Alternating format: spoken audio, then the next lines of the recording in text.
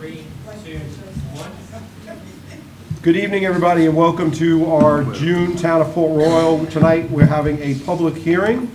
The first order of business in this public hearing is ordinance 2022-4. Can we get an explanation of the ordinance, please? Yeah, ordinance 2022-4, an ordinance to amend as follows. Section 1 of ordinance 2021-23 to provide for the levy of taxes for ordinary town purposes of the town of Port Royal, South Carolina for the fiscal year beginning July 1, 2022, and to provide for the expenditures thereof.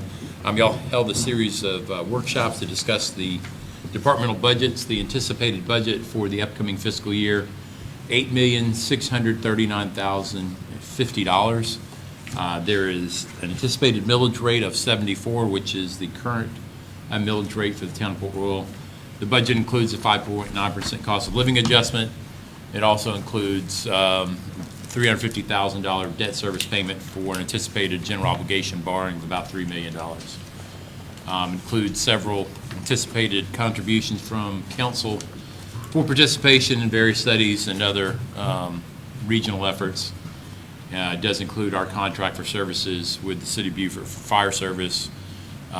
Additionally, our shared costs for court services, including bond court and some other things. And does include a potential purchase of a lift for the Streets and Sanitation Department. Okay.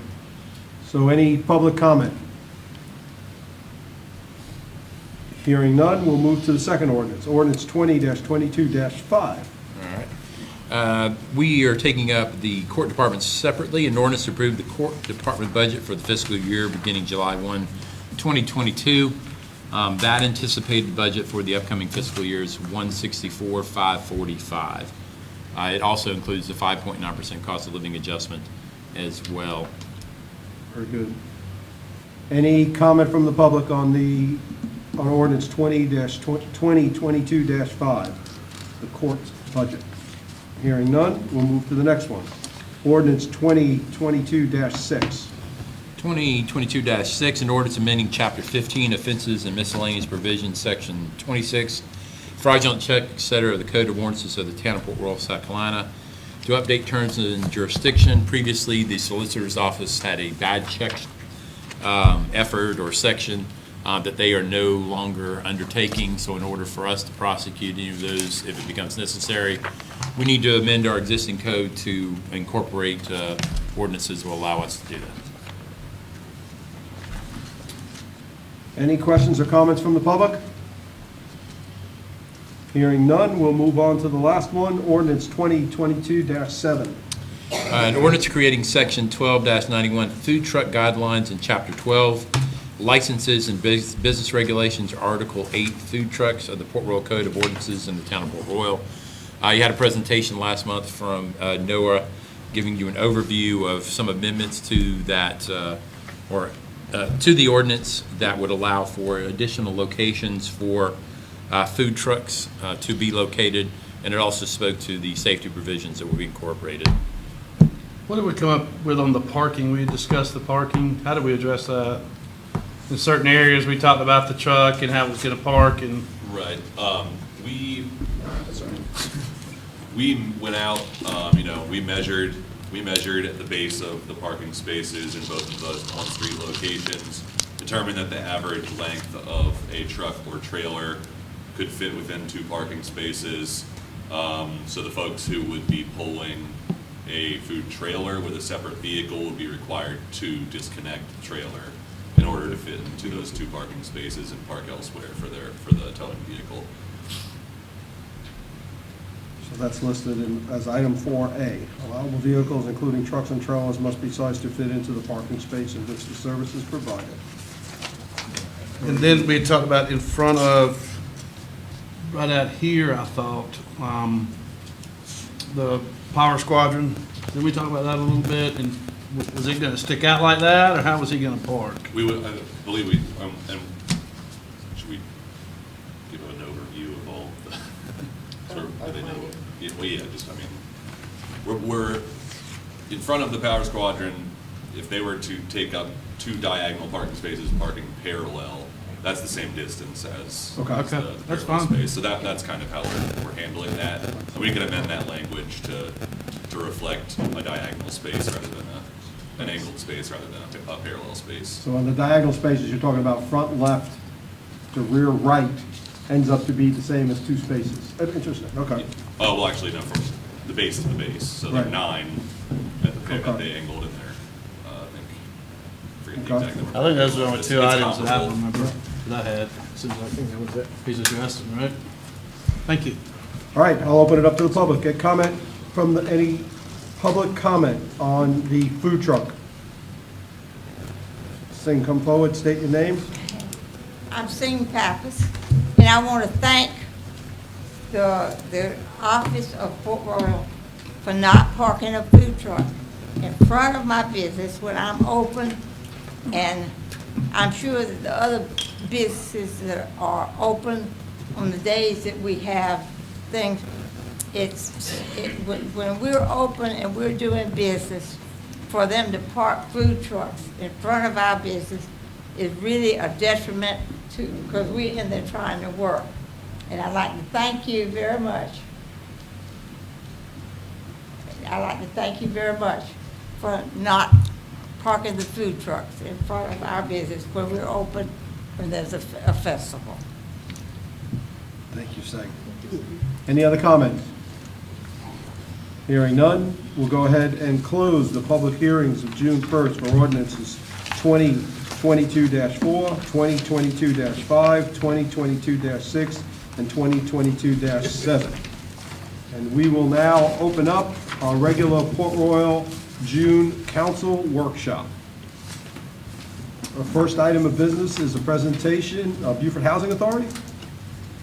Please come forward.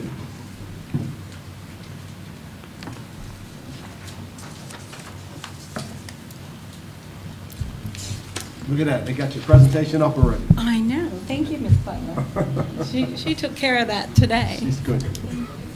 So how do we move it forward? Do I just? You look over there to Brooke and she moves it forward. Gotcha. Thank you. All right.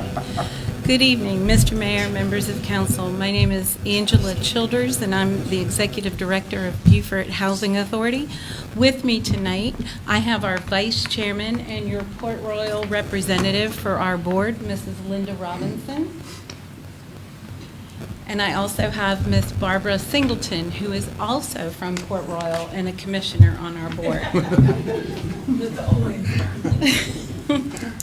And of course, we have our community impact consultant, Ms. Wendy Zara. So everybody's here to support the Housing Authority and hopefully me. So thank you very much. So just to give you a brief history of public housing, the first federal regulation for housing was introduced in 1937. And that regulation really asked for a couple things. It asked for housing to be good, basic, and humane. That was the premise. And it was designed to serve two purposes: to provide low-cost housing and to stimulate the economy. It came with income restrictions. At that time, they asked that the income screening was that rent could be no higher than 5 times the rental cost of the unit, or 6 times if your family had 3 or more children. But it came with some problems. It had very, very poor design, as you well know. And that's where we started. So Beaufort Housing Authority was formed in 1968 as a city housing authority. At that time, we had 5 commissioners on our board. We then expanded into the town of Port Royal, town of Hilton Head, the town of Yamasee, and we added 2 commissioners. And of course, Mrs. Robinson is your Port Royal commissioner. Thank you so much for reappointing her. Currently, we run several different programs. Our public housing program, our Section 8 or Housing Choice Voucher program, and our nonprofit is called Low Country Housing and Redevelopment Corporation. This is our nonprofit affiliate and a development arm of the Housing Authority. The nonprofit has several programs under it: the Home Program, the South Carolina Trust Fund, the Neighborhood Stabilization Program, and of course we have some units that are strictly owned by the nonprofit. For public housing, we currently have 290 3 public housing units. We're allocated 295, but we did have a building in downtown Beaufort that was sinking, so we had to demolish it. These are units that are owned by the Housing Authority. Oak Hill Terrace is the complex in Port Royal that is owned by the Housing Authority, and it's what's called unit-based subsidy. And that means a tenant who lives in that unit they pay rent based on 30% of their income, and that rent stays with the unit. If they move out, wherever they go, they don't get to take that subsidy with them. That subsidy stays with the unit. It requires inspections, lots of inspections from the Housing Authority, and it also has what's attached to it. It's called the Enterprise Income Verification System, or EIV, and that's where HUD lets us know everything about the tenant. If they get a job, we get a note from HUD that says your tenant living in this unit got a job, and you're only reporting they're making $15,000 a year, but they're really making $18,000 a year. What are you going to do? So that's when HUD lets us know if somebody gets a job. They get that information from the IRS. If somebody applies for disability or goes on Social Security, we get that information from the Social Security Administration. There are a lot of dynamics that go within the Housing Authority and coordinate within the other federal government programs. The other thing that happens in public housing is community service. Anybody living in public housing and not elderly, disabled, or working must perform 8 hours of community service each month in order to keep their subsidy. So HUD does not look favorably upon people who are just sitting around doing nothing every day. If you turn the page or turn the slide. So in 1999, Senator Faircloth put in a regulation that says it's called the Faircloth limit. And what it basically says is the number of public housing units that were in the country at that time, the whole country, there will never be any more. Okay? So we have allocation of 295. Beaufort County will never get any more public housing units than 295 units until that act or that law is repealed, or if it's repealed. So ever since 1999, whatever was out there is what is out there. To continue, we also run a Housing Choice Voucher Program, which is formerly Section 8. Many of you are familiar with that. We currently have 625 vouchers. This is what we call tenant-based assistance. These are individuals that can take this voucher or this subsidy, and they can use it anywhere in the country that allows and accepts the Section 8 program. And so with the tenant-based assistance, the same is true. The tenant pays 30% of their gross adjusted income for rent, and the Housing Authority pays the rest. We have approximately 280 private landlords in Beaufort County, and we pay, today, we paid $337,000 out to landlords because it's the first of the month, and we deposit that into their bank accounts every month. It's guaranteed money for a landlord, and it's a really good program. What we need is more landlords. We don't have enough Section 8 landlords to fulfill our obligation with the program. So we wrote to HUD, I believe it was in December, and said, can you increase the amount that we can pay landlords? Because we feel that if we could pay them more, they might really be more willing to participate in the program. And HUD said, sure. So they gave us an increase, and we can now just give you an example. For a 3-bedroom, say, single-family home, we can pay approximately $1,700 a month in rental assistance for a tenant. So that's competitive. It's not quite the average of what's available in northern Beaufort County, or southern Beaufort County for that matter, but it is competitive, and we do need more landlords. All right. The other thing that we have with Section 8 is veterans vouchers.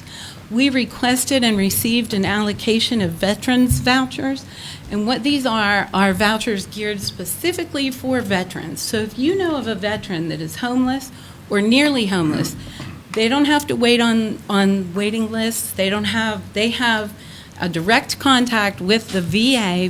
Beaufort County has a full-time VA representative that will work with the veterans to get them housing through our veteran program. So, and that's an important part of our program. So if you know of a veteran in need of housing, send them our way. Now, they do have some income requirements. They must be 50% or below of the median income for Beaufort County, and that's important. But I'm sure all of you know that our median income in Beaufort County was recently raised. Prior to May, it was $76,000 for a family of 4. It now is $96,500, so a huge jump in Beaufort County's median income. So, and that's good for our programs because it means more people qualify. To continue.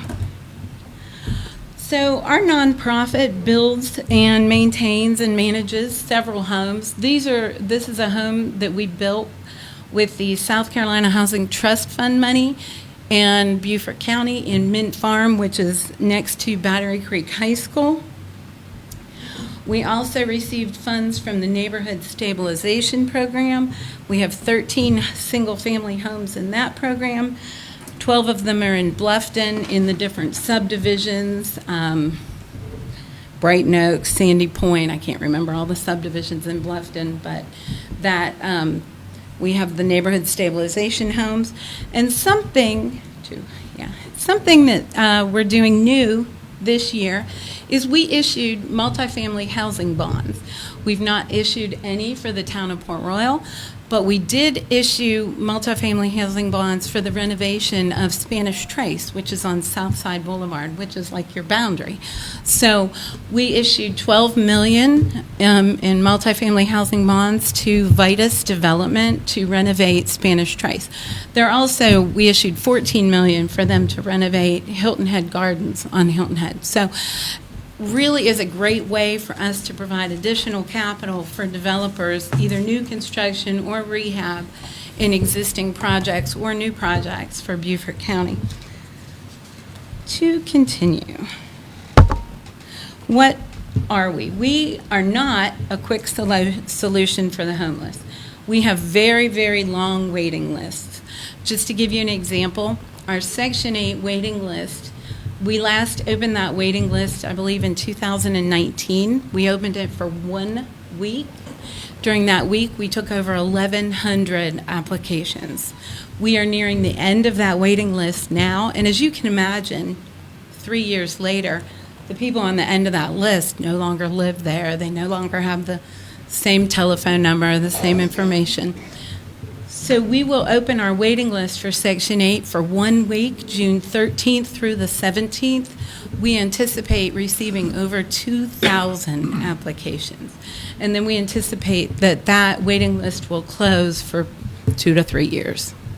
So we have pretty stringent application criteria, and those are due to federal regulations. And we also have preferences. Our preferences include people who are elderly, working, disabled, and live or work in Beaufort County. So those people, if they apply, will go on the list ahead of people that don't live in Beaufort County, are not elderly, working, or disabled.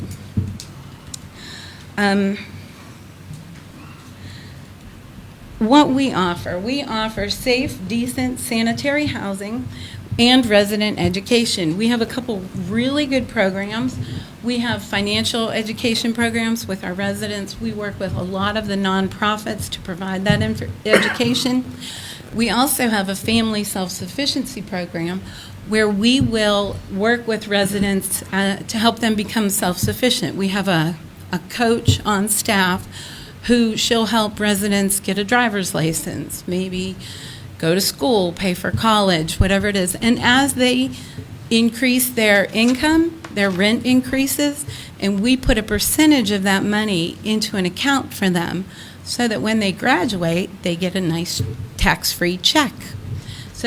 And we also have a home ownership program.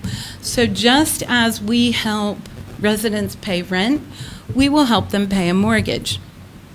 And we will do that for up to 15 years. Just to give you an example, We have a young lady who bought a house in the farm in Bluffton, which is a subdivision in the middle of Bluffton. Her her mortgage, taxes, insurance, and HOA fees equal just over $1,200 a month. We pay $930 some of that each month directly to her lender. So it really is a good program. It's not as easy as it seems.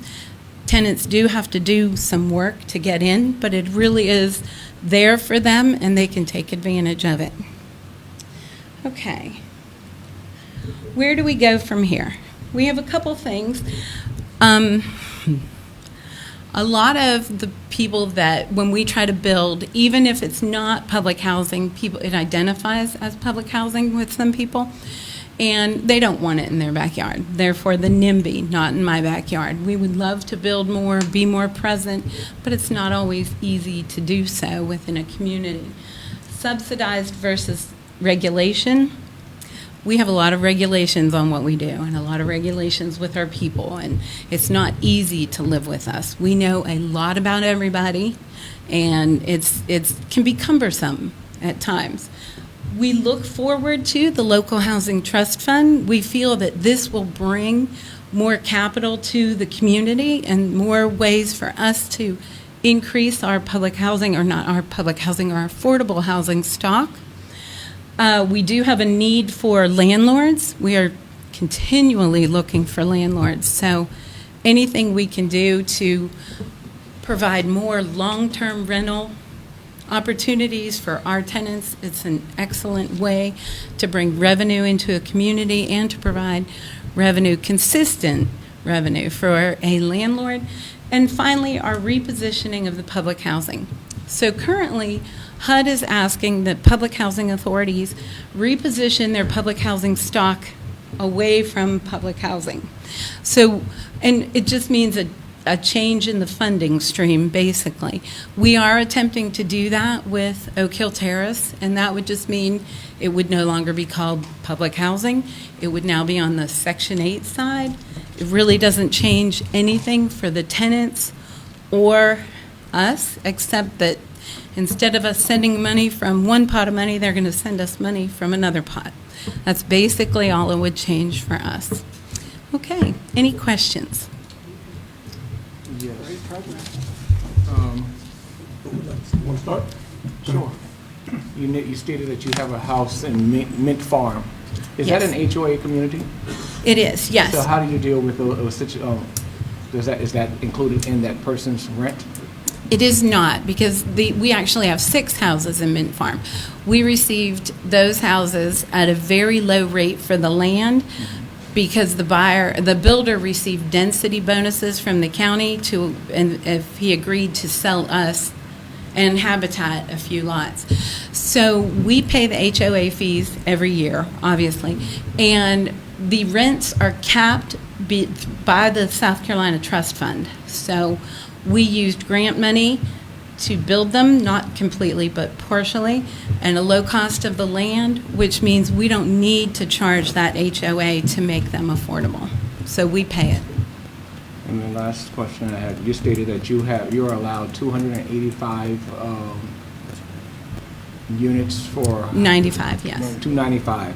And with Oak Hill Terrace transitioning to Section 8, are you able to add additional units to stay at that 295, or you just lost those numbers? No, that is correct. As it stands right now, HUD changes regulations quite often. If we move Oak Hill Terrace, which currently has 38 units, out of our public housing inventory, technically we would be able to build 38 public housing units elsewhere. However, there's no money to do that.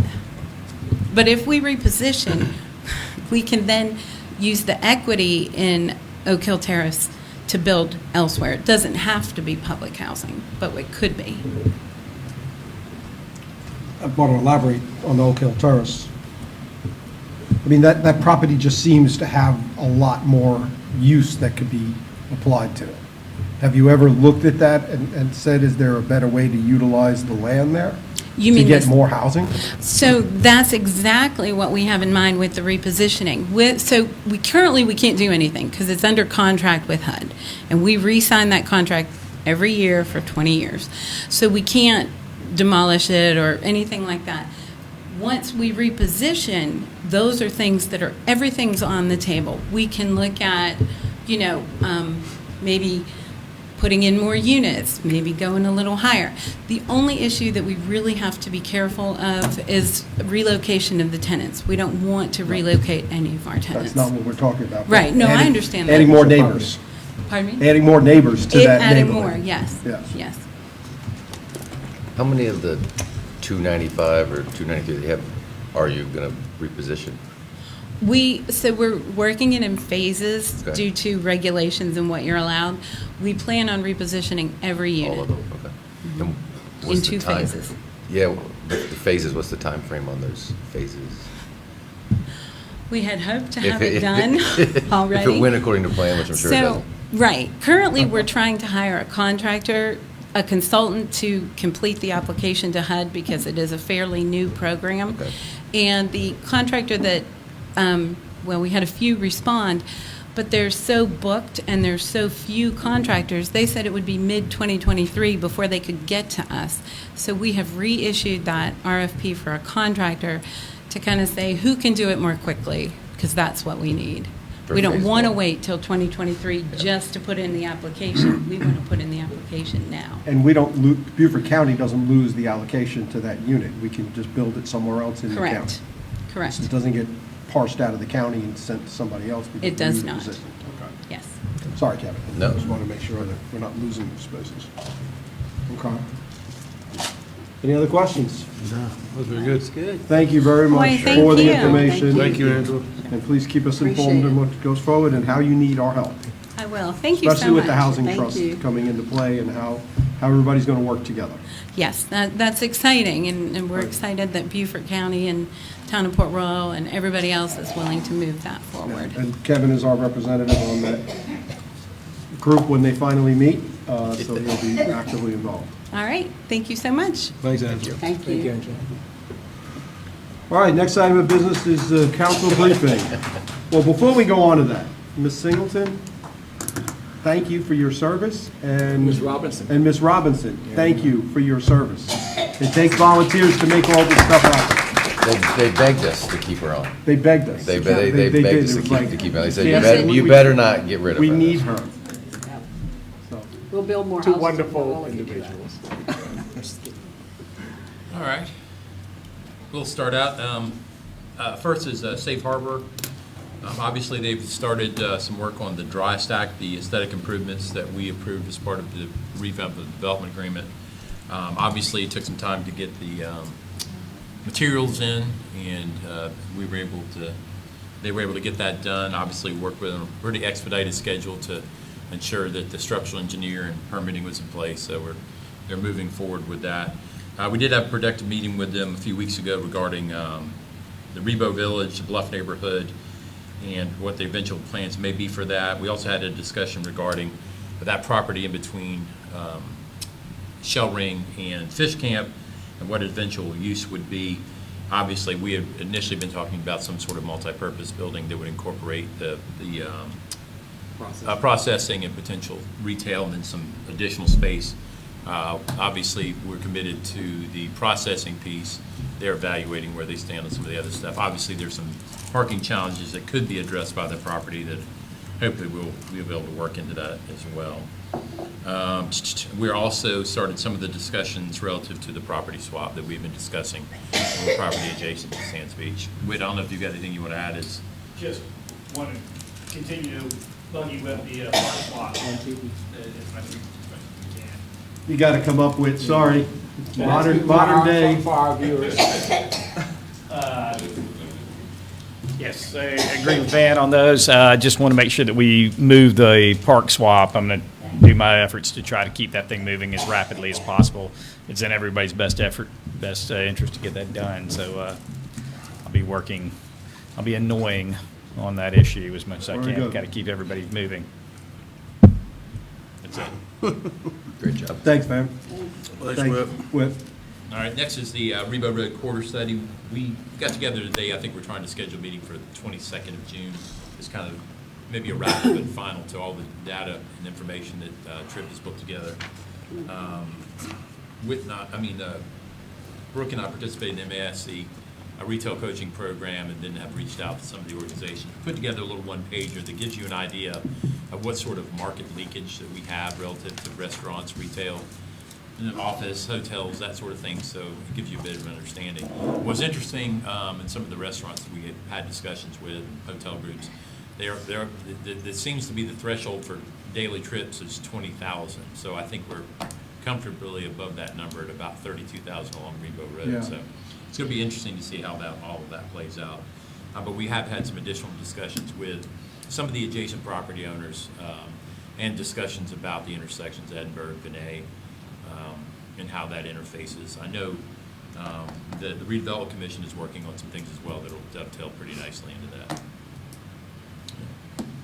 that. Sands Beach, the resurfacing and restriping work was completed. We had to rework the parking a little bit to accommodate some of the larger trucks and trailers, but we were able to get some diagonal spaces in there, net out some additional spots.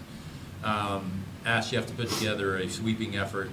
We'll kick off with a pretty heavy one to get it really primed, and then get it on a more regular schedule, not only just the boat landing itself at Sands Beach Road, to kind of keep the sand off of, which is a challenge. It will never stay clean, I'm just telling you that now, but we'll do what we can to kind of extend the life of the asphalt and the striping that's down there now.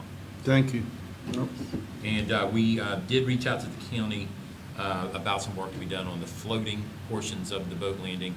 Estimated repair costs about $190,000 to fix what's out there. So they were able, I believe, to locate the funding for that. So we're excited, and hopefully that work will get done here shortly. I did.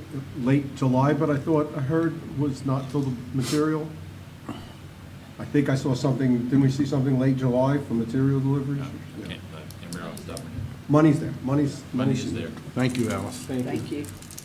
All right, we're going to talk a little bit later about impact fees and some of the IGH, but I just included in here. Y'all do have all of the drafts that we put together, and the draft that you're considering would authorize me to negotiate on behalf of council, then ultimately bring back to y'all what we would negotiate relative to the impact fees and the associated IGH. We'll cover that a little bit later, so I don't dig too deep into that. Capital project sales tax, I included the summarization memo from the group that was charged with putting together a list of projects. It's a pretty comprehensive document, explaining the rationale and process for identifying the projects, kind of group them based upon priorities and other topics. We are going to have a presentation on it next week by somebody from the county, so we can dig a little bit deeper into that. I will also have the chair of that committee here, who obviously was the town's representative, Dean Moss, who will be able to answer any questions. One of the things that we wanted to make sure, some of the more important projects that we had concerns about, including Spine Road, some of the adjacent roads and intersections throughout the Rebo Road corridor, and Paris Island Gateway are included in those discussions. We have assurances that those are questions that you should certainly ask of county staff and representation next week when we have the presentation on the capital project sales tax. Spanish Moss Trail, as you all know, we've retained the services of Grant Writer. They are looking into the various funds and grants that could help us do the extension of the Spanish Moss Trail across Rebo Road. So I'll keep you posted when we start making progress. Shrimp facility and boats. So you've probably noticed that there are several boats that have relocated. Some of them have chosen to anchor off. I think we did end up having to arrest either 5? Yeah, a few of them. Obviously, we provided 6 months worth of notice to those boats. Obviously, we needed to get those boats off the dock so that we can start the demolition, reconstruction, and removal of the sunken boats. A couple that were arrested are being relocated. One of the boats, the Buccaneer, has been sold. We're working with the new owner to give them a little bit of time. It is still officially arrested and will require an amending of our pleadings, but we want something date certain in terms of its relocation. So I got kind of close to that one, and Van and the town did a real good job in handling that. once you start that process, you can't pull it back. Right. It has to run its course. Yeah. And that's exactly what happened with the Buccaneers. So federal agents put a sticker on it saying, you know, we arrested the boat. And the owner called me and called Van, and we just kind of talked through the process. But I think we feel pretty confident that he'll be able to get the boat within the time period. Any Was sort just of surprised that it amended- sold, considering he always said he was ready to leave. I agree with that. Yeah. And we're Right. going to require date certain on any sort of amended pleading, so if it's not reviewed, it will remain arrested, so. Yeah. Been down that road before. Community Development Block Grant projects. Royal Palms, we've made some progress on that one. We found another route to kind of address the staging and construction access point to kind of alleviate some of the concerns that by the folks that bought the preserve apartments. We still got to wrap up a survey on some of the access that we'll need, so we're working on that. I gave y'all a table that kind of spelled out what our obligations financially would be based upon the newest bid and some of the additional costs associated with that. We're still looking at around about $400,000 is our financial commitment. The project's going to be about 1.3 million total, so still not a bad bang for the buck, and includes a commitment from Buford Jasper, which is incredibly helpful.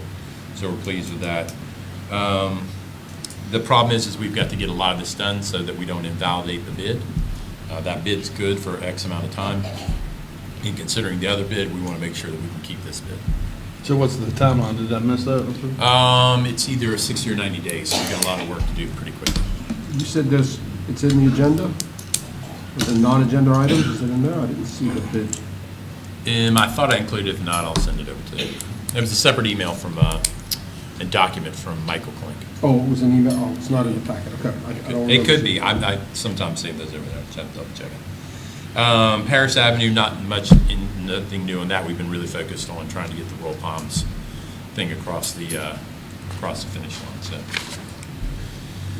obviously, we've got some speed bumps to install. We've been playing catch up with oak leaves and debris. A lot of mixed piles, trying to get a lot of that done. So, well, they'll get done. Just taking some time. Porter's Chapel, we're looking at a ribbon cutting of June 10th at 11 a.m. So the invitation has gone out. It's obviously open to the public as well. You hear that? Everybody, come on out to Porter's Chapel, When is it? June the June 10th? June 10th, next Friday. Next Friday. 11 o'clock. Yep. That's a big deal. Naval Heritage Park, in front of the It's Naval a Hospital. big deal. That's been in the works for some time now, at least 6 years that I remember. And I think HBRF is expressed a willingness to kind of give an overview of the background of the building, provide some history. So I'm pretty excited about that. Oh, yeah. Naval Hospital sidewalk. We changed in personnel with who we've been dealing with at NAVSEC in Jacksonville. A little bit of a setback, but apparently progress is still being made. They feel pretty comfortable with that. I reached back out to Congressperson Mason's office. They've been monitoring that situation as well. But Megan is also still working with them. And there's another document they're still working to secure, but once again, we keep working on this. Speed reader, Rebo Road, we had the one that was for the bridge. It was kind of a rechargeable unit.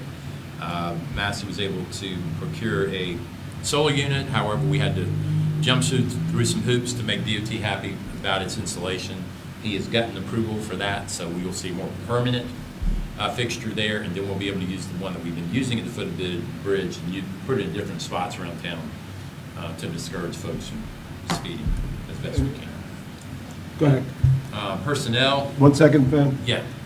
The speed reader, and that is effective. I do see people braking when they're coming down that bridge, but also, I mean, the last week, it seems like I've just been inundated with residents talking about the volume of traffic and speed on Rewalk Road. And they said, well, I know, before I could say anything, I know there's a DOT road that you all can't do anything and so forth, but where are we in regards to some type of relief? Yeah. There will never be relief with traffic. Speed I had to is, just say it because, of course, I mean, I just got slaughtered with a lot of concerns about that. In fact, we had another accident today, right in front of Parkers, the other Parkers. Yeah. Well, they keep building houses on Ladies Island and driving to Bluffton, and we'll still be having traffic. Well, next week we may 32,000 see, and but climbing. next week we may see something in the penny sales tax that addresses the foot of the bridge. But that's, I wanted to just publicly say that. yeah, no, there's nothing wrong with it. We've said it before, but I know our police force is doing the best they can with catching speeders. Yes. Hats off to them. And just wanted to give you all an update on personnel-wise. We're looking to hire another part-time person for the front office to help with some of the administrative portion of building permits, business license, renewals, that sort of thing. We've just seen a significant uptick in office visits and volume, which is obviously reflected in some of the line items. So that'll help greatly. Police is looking for how many? 4? 4? 4. Come work for us. Van, I thought we Great were place to work, doing a Town of Fort Worth. full-time You got the administrator. potential, Right now, we have the capacity for a half-time person. And that'll give us a full-day seat for that job. Person we have in there now is part-time, but is not willing to go full-time, so we'll find somebody to do another part-time shift for us. Okay. Last item I'll talk about is the 4th of July. We are going to have to shoot from the tip of the sands like we used to. We do not have a barge available this year to do that, so we're working on the permit for that location. Shooter's been notified, he'll pull it all together. Brooke has been coordinating with Nick Borgini about music, sound, other festivities happen on that We day. lost our barge. You looked at the tie chart, right? Well, he's busy. Yeah, I have. What are your other choices? I'm just saying. It's low tide at early in the evening, around Okay. 7:30 or 8. That's fine. That's perfect. Safe harbor not floating some of those pipes, maybe can leave the barge here for the weekend? Consider it done. Speaking to the microphone, please. So, and obviously, we're working with HPRF and the Boy Scouts on food and beverages, so pretty excited. And I'm also trying to get the large flag again, to hang from the observation. Watch flag as well, So if y'all see Shannon Erickson, ask her. for the big She's flag. pretty much agreed. that we so- covered the tower with last time. Yeah. That looks so good. And that's all I've got, unless y'all have anything. Thank you. Questions about any of the council updates? No, sir. Hearing none, then we'll move on. Next is to review the agenda for next week, council meeting. Oh, look at all those We meetings. got a group of Minutes. meeting minutes. Wow. We've been busy. Goodness. Van, you want to update us on these first reading Yeah. ordinances? 2022-8.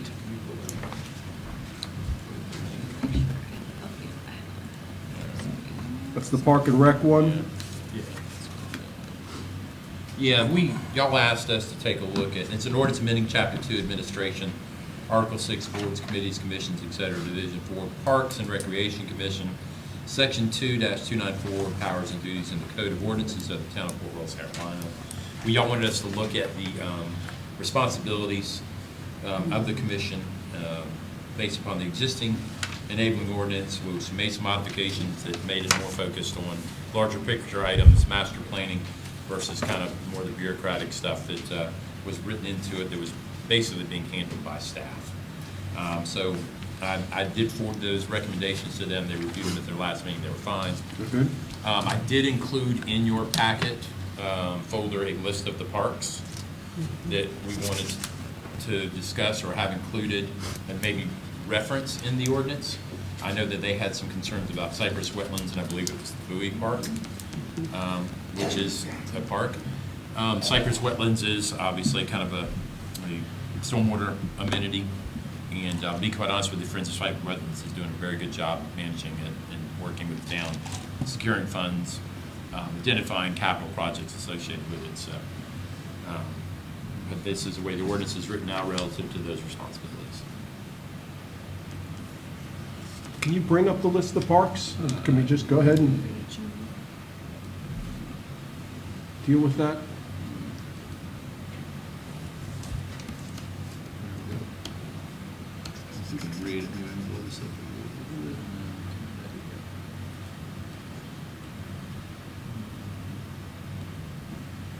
And this is something Linda put together a while back. but it gives you the TMS numbers,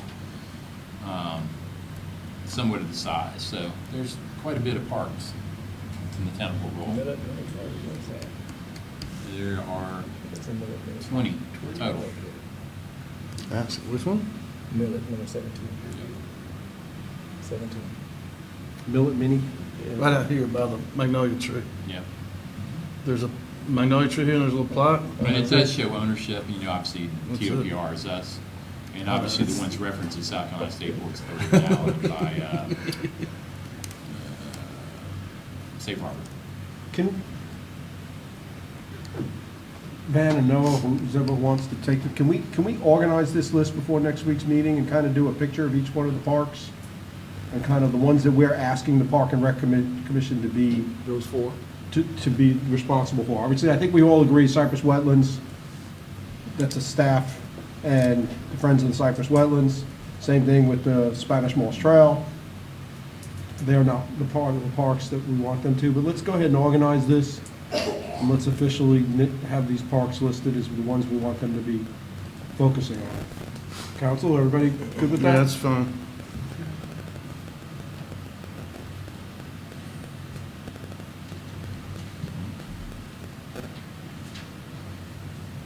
So 6, 7, and 8, I assume are all the same, as part of the Cypress Wetlands? Yeah, Yeah. they're, because they were separate parcel numbers. That's Right, what right, that's what I said, so 6, 7, and 8, yeah.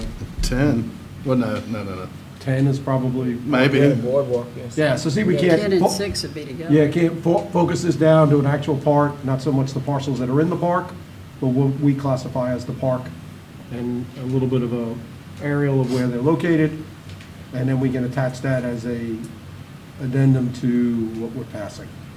So they have a, And- they have a clear indication of When you what we're put- asking. I would say, yeah, What do you if think for of the grouping, visual? just put the Yes. sands and next up the sands boardwalk. Right, Take these cypress wetlands off, right. just kind of group it in a little bit more Yep, yep, order.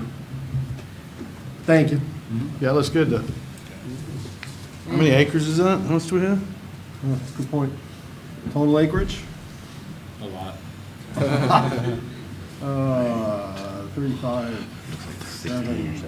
But we don't really do the Bruce 15? Edgley field 10 to because that 15? belongs to the county. Right, that's, And yeah. the we've got- county's Yeah, been that one- maintaining right, that. That one needs to come off. Yeah, that definitely has to come off of the. Yeah, that's let's, like I not said, let's something organize the Parks want. list a little bit. We probably don't. We probably should clean it up and clean those magnolias and. South Carolina Port Authority doesn't exist in our town anymore. Remove their name. Oh, I'm sorry. Yeah. Did I say that out loud? I think I did. There'll be- Charleston Port? there'll be, South Carolina strict- Port Authority doesn't exist in Oh, the the town Charleston anymore. Port Remove Authority. their name. Got it. Okay, All right, cool. all right. So then we get on to 2022-9. Yeah, we'll pull that one up. Ordinance approving the Intergovernmental negotiation, agreement, let's bring Yeah. that up. execution, and delivery of intergovernmental agreements by and between Beaufort County and the town of Port Royal regarding the collection and distribution of impact fees for park and recreation, transportation, and library facilities and other matters relating thereto. This was drafted by Lawrence based upon some input provided from the city as well as our staff. To begin the process, we knew that there was a June 13 date that the county had in mind for action moving forward on IGAs and the impact fees. So this is the ordinance to address some of those concerns. Obviously, there's another one, obviously EMS is one that we've had some discussions about, but I need some input from council as to participation. We have had some discussions with the city of Beaufort about that. Obviously, one of the things that we did talk about was coexisting of EMS and firehouses. There are EMSs in other firehouses in the fire districts that include county EMS trucks, and there's absolutely no reason why that shouldn't be happening in municipal fire stations as well, in my opinion. I agree. We work pretty well, and obviously, our fire departments are responding to EMS calls, and to be quite honest with you, we're typically there a few minutes before EMS does show up. And I understand the staffing and fiscal challenges of EMS, and hopefully this impact fee could potentially address that, but I think there are other things that we could do to maybe help with that. But this draft IGA would allow us to do that. Some of the things in the IGA that Lawrence addressed were how the funds would be allocated based upon where they're collected. I think the percentage he included was probably a little bit of a non-starter for the county. I think he started at 80% of allocated funds should be distributed to the funding municipality. As I pointed out to y'all, we contribute about $2 million, maybe some more, of the $7 million of the traffic impact fee, and seen about $140,000 of that. So that's not something that's traditionally has happened, so that's probably why he based a lot of, at least started the allocation there. I believe the second part had to do with the administration fee. I think right now we collect about 1% because we collect it. There are separate efforts. Our efforts are really mirroring what the city of Beaufort is doing. We're working together as we traditionally do. I know Bluffton's handling it a little bit differently. I think they've taken position, the county has the authority to collect it. Right, I think this council needs to understand what Bluffton's doing. Yeah. So what Bluffton has decided, and I think they're through first reading. It could be, yeah. I think they're through first reading.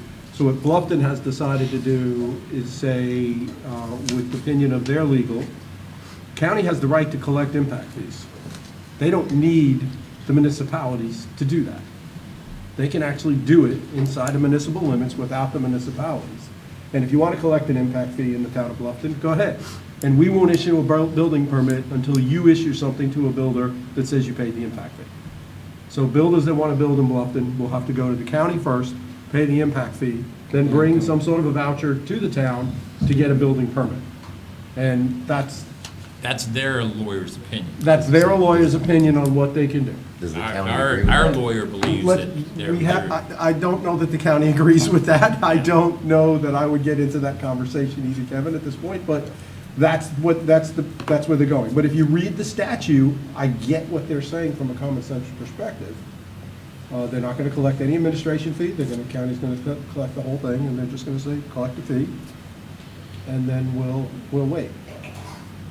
My opinion, and I think this council's opinion of Port Royal, we want Port Royal to be an easy place to do business. That's not an easy way to do business. If you have to run around town collecting vouchers for everything that you have to pay for, they already have to do that with the water authority, then they're gonna have to do that with the county, and then they're gonna have to do that here before they can get a building permit. It doesn't seem to fit into what Port Royal is all about, so hopefully we can find something a little bit different in that aspect. You've got this on the agenda, this would be a first reading. Correct. Has this document or a copy of this document along with the cities been sent to the county? For Not any? yet until we get some action from you guys. Till you- Because the first reading is just a starting point. It requires Because we public have hearing not and had the second. meeting we've been promised. Due to scheduling, it's nobody's individual fault. Difficult group to get together, and I think Al's chairman is still out of town, or he's due back soon? He's back. The meeting has not been rescheduled since he's returned, and now I'm out of town a good bit from here, so. Let me do some reaching out, but we'll be ready next week to say what we want to do, think about this some more and say what we want to do. Yes, sir. But, we've never, the EMS one, I'm still struggling with myself. And I don't know the easiest way to deal with that, other than, is it time for Chief to do a presentation to us maybe next week on EMS, what they're asking for, what you think would be better suited? I mean, is that something you could be prepped for next week? I think it's better suited for EMS to do that, because I don't know what they're asking for. I haven't seen anything. Okay. I haven't seen the capital improvement plan. Well, I there haven't you go, seen that's the plan, first thing we need to hear from you. on what their vision is for their impact fees. This is a new impact fee, by the way. Okay. The rest of them, I believe, Dan, correct me if I'm wrong, are Yeah. reoccurring impact fees they're trying to renew. This is a brand-new fee that we haven't seen anything on. Well, then that's So- the first piece of information I think we needed and where we'll go from here. Let's keep the EMS one off of next week's agenda. Yeah. Let's reach out to EMS and ask them if they're willing to do a presentation, us to explain what they're trying to do. Do you want to lead that charge, or you want Van to lead that charge? I'll be glad to help. I think the more the better to get a response out And of maybe we EMS. could do something with the city and we could get that done together. Okay, appreciate it very much. Thanks, Chief. Thank you. Anything else on the intergovernmental agreements? Okay, next ordinance is sidewalks. Yeah, just real quickly before we start on that one, when this was first put together, we initially thought it was connecting, but it's actually an isolated one, so we went back and spoke to the property or the adjacent property owner, so this will be amended to include some additional property so that it meets the length requirement of the sidewalk policy. All right. All right. But it still is obviously located on 13th Street, and will include parcel 385 and 102. So we'll get that back to you to take a look at for next week. Very good. All right, second readings, ordinance 2022-1, an ordinance annexing to the town of Port Royal 1.51 acres of real estate located in Beaufort County, described as Beaufort County Tax District 100, map 33A, parcels 254, 404, and 406. This is property located. Savannah Highway? Yeah. That's the Savannah There Highway, you go. Dr. Coleman, Yeah. and the gas station and the bake lot. Yep. This is We've been coming up for a 32 long and time. 34 Savannah Highway. Y'all had previously received the staff analysis as well as a map. It did go to the Metro Planning Commission, was unanimously recommended. Obviously, it's well within the anticipated growth boundary of the town and does comply with the future land use map. And just real quickly, the designation of zoning, which is covered in 2022-2, they have requested T4UC, and I believe, no, correct me if I'm wrong, the Metro Planning Commission also unanimously approved that requested zoning for the That's what's property. there, the contiguous. Correct, yeah, that whole Yeah. intersection. Yeah. Very good. So that's A and B, it's the zoning and that, then, All right. so this And- is 22-4. Yeah, an ordinance to amend as follows, Section 1 of ordinances 2021-23 to provide for the levy of taxes for ordinary town purposes in the town of Port Royal, South Carolina, for fiscal year beginning July 1, 2022, provide for the expenditures thereof. We, wrapped up our final budget workshop this evening. Anticipated budget of $8,639,50. As I mentioned, it's 5.9% cost of living adjustment. Millage will remain the same at 74, and it does include some capital items and some contributions that the council makes to various regional activities. So.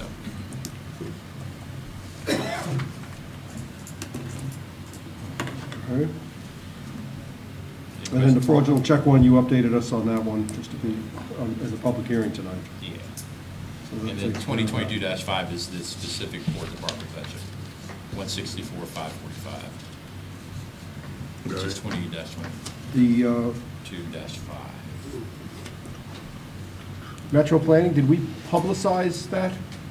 This is a reappointment. It's a reappointment, but if anybody, to see if anybody else was, Judy's willing to do it, has anybody else been interested? Judy's willing to do it. Judy's willing to do it, That's Judy Allen. yeah.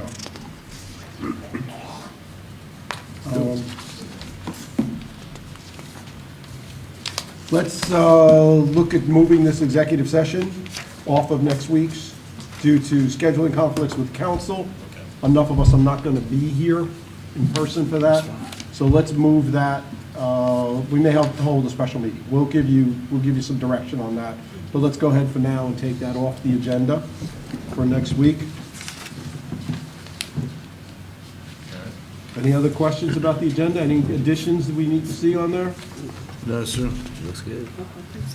That's going to be the last meeting before the July 4th celebration. Maybe a little update on what that's going to be like, if possible. What you're planning, what we got in the works for that aspect. Hopefully fireworks at work. Fireworks at work. He No really, electrical problems this year. he really had to bring that up. He had to remind us of that. Too soon, Van, too soon. Everybody forgot, nobody remembered it? I think I remember it pretty, Oh, so well. oh, so well, yep. If I never hear another lighter joke again, I'll be fine. Okay, anything else? Yeah, just important information today. Saturday, June 4th at 6:30 is the spring concert series. Wednesday, June 8th is a regular council meeting. We missing the 10th on here? Yes, the 10th.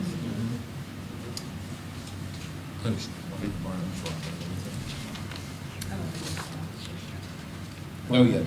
Yeah, Porter's Chapel. on June Porter's 10th. Chapel, 10th at 11 o'clock. Yep, and then Saturday, the 11th, is the craft market from 9 to 1. Obviously, the farmer's market at the same time. Tuesday, the 14th, Parks and Recreation at 6:30. Saturday, the 18th, the final concert series performance. Saturday and Sunday, 18th and 19th, is Project Freedom at Casablanca Park. And then Tuesday, June 21, is the Redevelopment Commission at Town Hall. And then y'all determine the date for your special meeting. Yep, we'll figure out the special meeting in that aspect as well. Got it. I've got a couple of public comment forms. Jesse White from the Coastal Conservation League. Always welcome here. Thank you, Mayor DeVito and council. Happy to be here. My name is Jessie White with the Coastal Conservation League. And first, I just wanted to introduce Grant McClure, who just joined our small but mighty office of 2 here in Beaufort. So he'll be working with me and appearing before you all. And just wanted to let him say hello and put a face to the name that I'm sure you'll be seeing in the future. Nice to meet you. Yeah, Grant, tell us a little bit about yourself. Yeah, nice to meet you all. I'm from Charleston. Moved to Beaufort in 2020. Prior to joining the Conservation League, I was working for DHEC. And so I'm about a month in, and we've already been very busy. And I've enjoyed the work so far. I'm looking forward to working with you all. Where'd you go to school? What's your I went to educational Wofford. background? Good. Wofford. Yep. And then just got my master's from Clemson. And then you just made a friend, by the way. I just want you to know that there might be some people on this council So if you're a that terrier or a that tiger, you then just made friends with. What division of DHEC did you work for?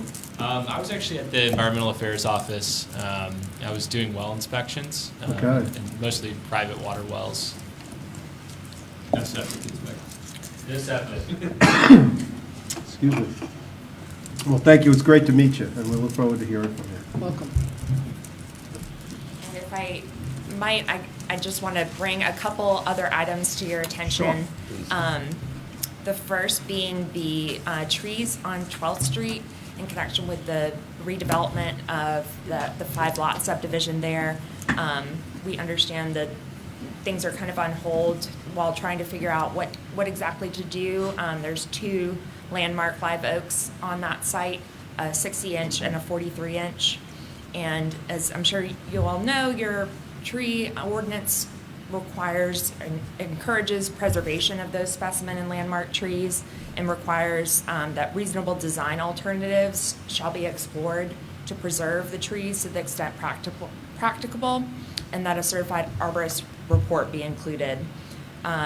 We, from what I've reviewed on just looking at the site plan, see some more opportunities for design alternatives, and would just encourage you to explore those, or recommend staff work with the developer, the owner.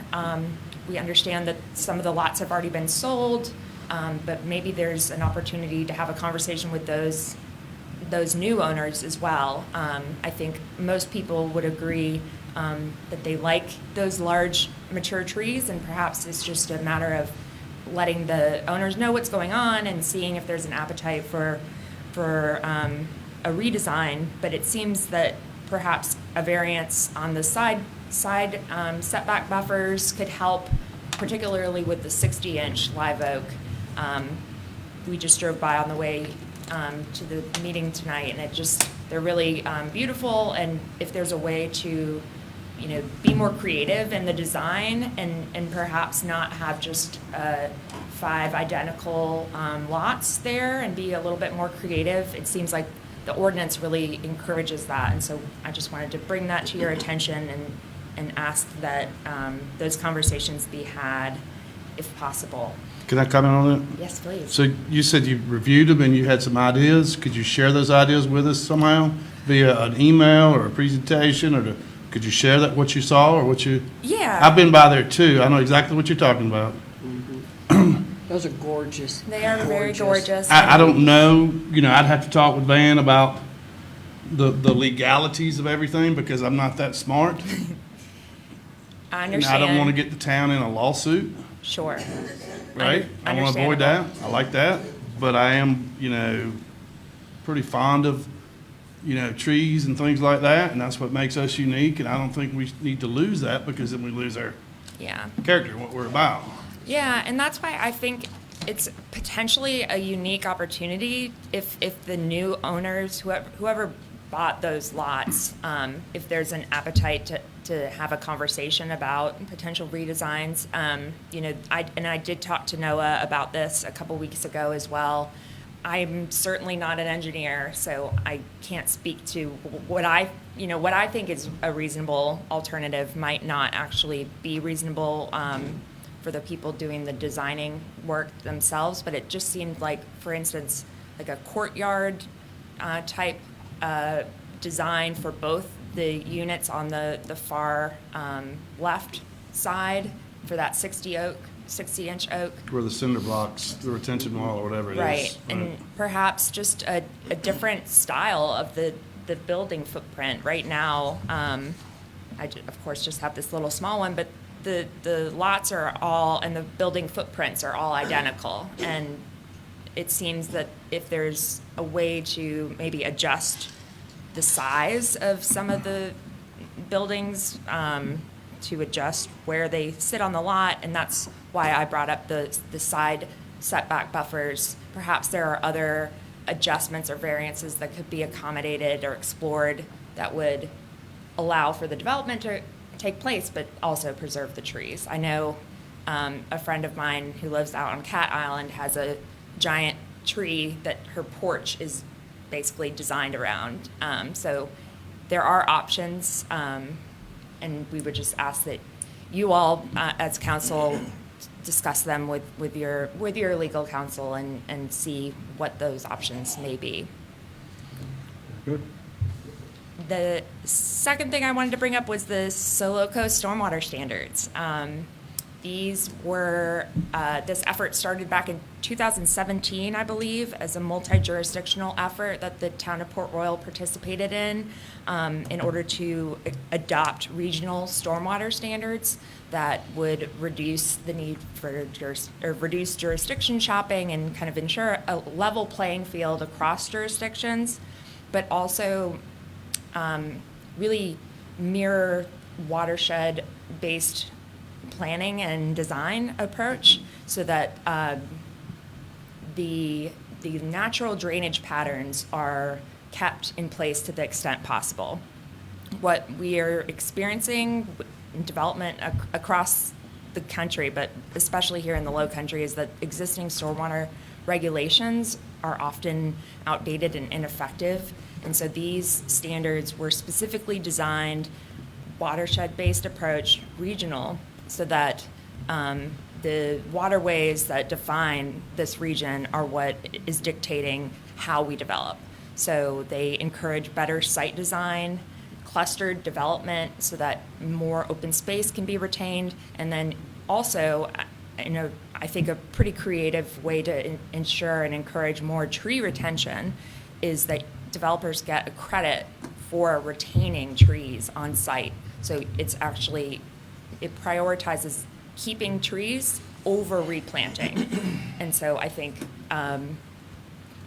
that's a creative approach, and we're always looking for carrots instead of sticks. And so I think it's a really innovative way to do it. And I was just catching up on the Soloco meeting earlier this morning and heard Councilman Howard actually referenced that Beaufort County just received an award from the National Association of Counties for these stormwater standards. So they have been nationally recognized, and we encourage the town of Port Royal to move forward in adopting them. Beaufort County and Bluffton have both adopted them, and every day that goes by without initiating the process, more of the development pressures that we're all seeing and experiencing and witnessing take shape on the ground are doing so without following these new standards that really mimic or intended to mimic the natural drainage patterns to the extent possible. Very good. And so we encourage you to do that. Thank you, Jesse. Thank you so much. Also, Trish?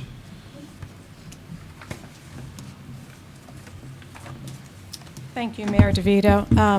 Tricia Fibridge, 1016 12th Street. I am here to talk about trees. Believe me, this wasn't planned, but this is fabulous. On 12th Street, as mentioned just now, there are some landmark live oaks. And that piece of property that was previously mentioned is due to be developed. I just want you to consider your ordinance, okay, when deciding to permit. You wrote an ordinance, you passed an ordinance 2018-14, whereas the town of Port Royal takes great pride in its trees and wishes to preserve and protect this natural resource.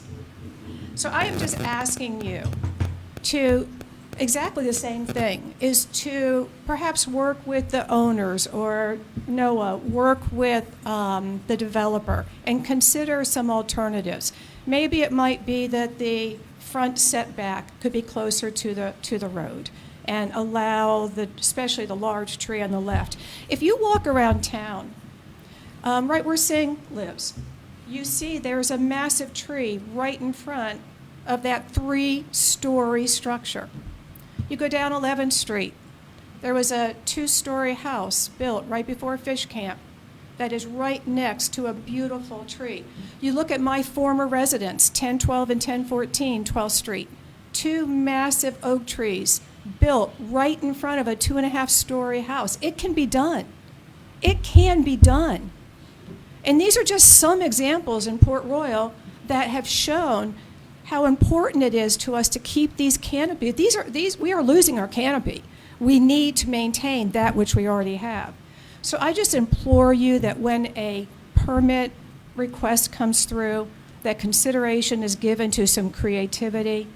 Jerry, I too don't want the town to be in any legal concern or conundrum, but it can happen. Just look around at the myriad examples of houses that are built that are right next to our massive, gorgeous live oaks.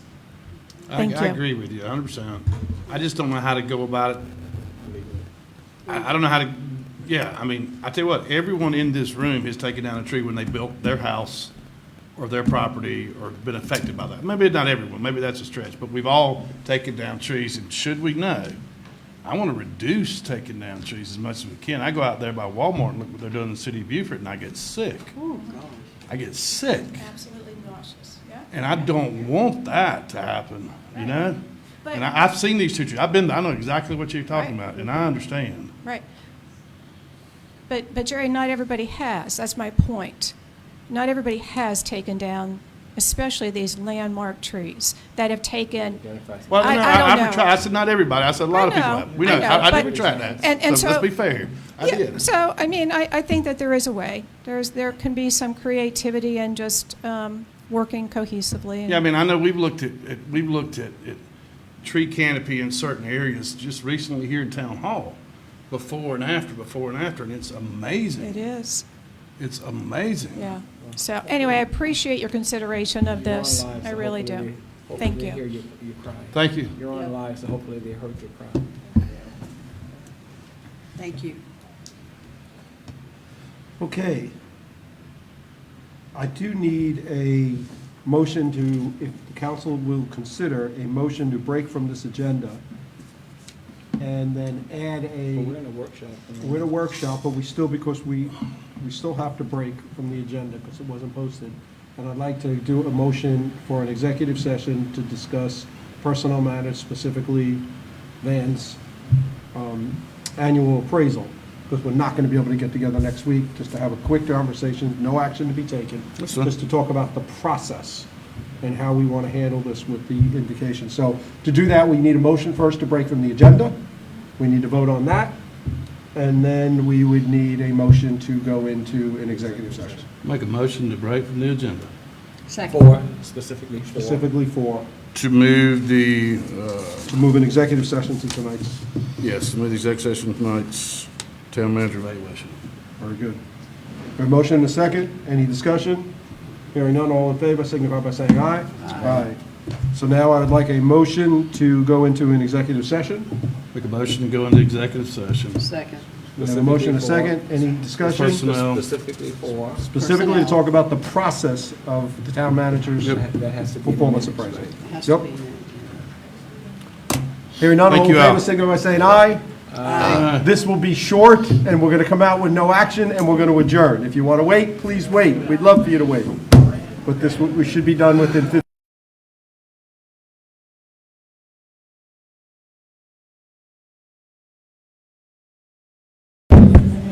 I'm sorry, Alice, I saw you. You already heard about the money's there for the sands. Excuse us 1 second. Excuse us 1 second. The money's there for the sands, but I would like to add one thing about the trees. In 2016, Bob Bender took me down there to show me those trees, and I would hate for the ghost of Bob Bender to come haunt us all. Ain't no lie. And that's all I can say Beautiful about that. trees, beautiful Yeah. trees. He We built don't his want to house lose around them. that big tree down We there. don't want to lose them. Right, that's it. Okay, thank you. Thank you, everybody. Thank y'all for being here. Bye. Bye-bye.